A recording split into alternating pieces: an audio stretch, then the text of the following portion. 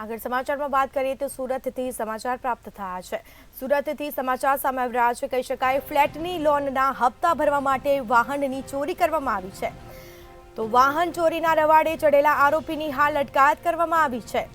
Manish મકવાણાની crime બ્રાન્ચે ધરપકડ કરી છે। આરોપી પાસેથી ચોરીની બાઇક પણ કબજે કરવામાં આવી છે। તો આરોપી હીરામાં લેસર મારવાની મજૂરી કામ કરતો હતો। નોકરી છૂટી જતા હપ્તા ભરવા માટે ચોરીના રવાડે ચડ્યો હતો। તો સુરતથી સમાચાર પ્રાપ્ત થયા છે। ફ્લેટની લોનના હપ્તા ભરવા માટે વાહનની ચોરી કરી હતી। તો વાહન ચોરીના રવાડે ચડેલા આરોપીની પોલીસે અટકાયત કરી છે। મનીષ મકવાણાની ક્રાઇમ બ્રાન્ચે ધરપકડ કરી અને આગળની કાર્યવાહી છે તે હાથ ધરી છે। તો આરોપી પાસેથી ચોરીની બાઇક પણ કબજે કરવામાં આવી છે। આરોપી હીરામાં લેસર મારવાની મજૂરી કામ કરતો હતો। નોકરી છૂટી જતા હપ્તા ભરવા માટે તે યુવક ચોરીના રવાડે ચડ્યો હતો।